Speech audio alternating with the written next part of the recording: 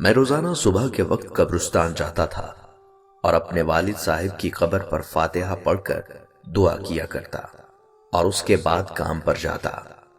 ایک دن میں قبرستان گیا، والد صاحب کی قبر پر فاتحہ پڑھی، دعا مانگ کر فارغ ہوا۔ جب واپس لوٹنے لگا تو میں نے ایک بہت اعلیٰ قسم کی خوشبو محسوس کی جو میں نے تمام عمر کبھی نہ سونگھی تھی۔ میں اس خوشبو کو تلاش کرنے لگا۔ میں پورے قبرستان میں اس خوشبو کو تلاش کر رہا تھا۔ پورے قبرستان میں مجھے کہیں بھی تازہ پھول نظر نہ آئے۔ ایک دو قبروں پر پرانے پھول پڑے تھے لیکن ان میں بھی خوشبو نہ تھی۔ پھر میں نے دیکھا کہ ایک جگہ 3-4 تازہ قبریں بنی ہوئی تھی۔ ان کے پاس سے گزرنے لگا تو یہ خوشبو اور تیز ہو گئی۔ میں نے ایک قبر کو سونگھا تو اس کی مٹی سے وہ خوشبو نہیں آ رہی تھی۔ پھر میں نے دوسری قبر کی مٹی کو جھک کر سونگھا تو وہ خوشبو اس سے بھی نہیں آ رہی تھی۔ جب میں نے تیسری قبر پر جھک کر مٹی سونگھی تو اس قبر کی مٹی سے وہ خوشبو آ رہی تھی جو پورے قبرستان میں پھیل رہی تھی۔ میں نے اس قبر کی مٹی ہاتھ میں لی اور اس کو سونگھا تو مجھے ایسا لگا جیسے کوئی خوشبو کی بوتل کھل گئی ہو۔ یوں میری تلاش مکمل ہو گئی، لیکن مجھے کام پر جانا تھا، اس لیے مٹی قبر پر واپس ڈالی اور میں کام پر چلا گیا۔ اگلے روز صبح کے وقت دوبارہ قبرستان گیا، والد صاحب کی قبر پر فاتحہ پڑھی اور جب دعا مانگنے لگا تو میری نظر اس قبر کی جانب گئی جس سے خوشبو آ رہی تھی۔ میں نے دیکھا ایک لڑکا اس قبر پر کھڑا دعا مانگ رہا ہے۔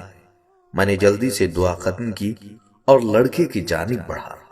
وہ لڑکا بھی دعا مانگ کر فارغ ہو چکا تھا۔ میں اس کے قریب گیا اور اس کو سلام کیا اور اس سے پوچھا، تم جس قبر پر دعا مانگ رہے تھے یہ قبر کس کی ہے؟ وہ لڑکا حیران ہو کر بولا، کیا آپ اس بارے میں کیوں پوچھ رہے ہو؟ میں نے اس لڑکے کو ساری کہانی سنا ڈالی کہ پچھلے روز میں نے اس قبر کی مٹی سے بہت عمدہ اور اعلیٰ قسم کی خوشبو سونگھی تھی جو زندگی میں کبھی نہیں سونگھی۔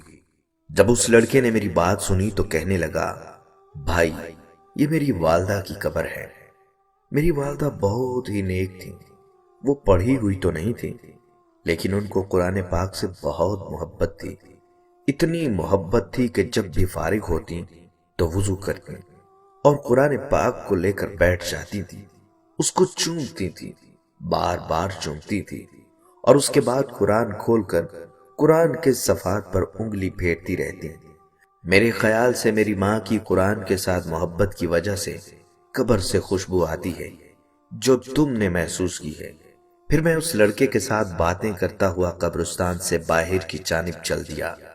دوستو، یہ تو حال ہے قرآن مجید سے محبت کرنے والوں کا۔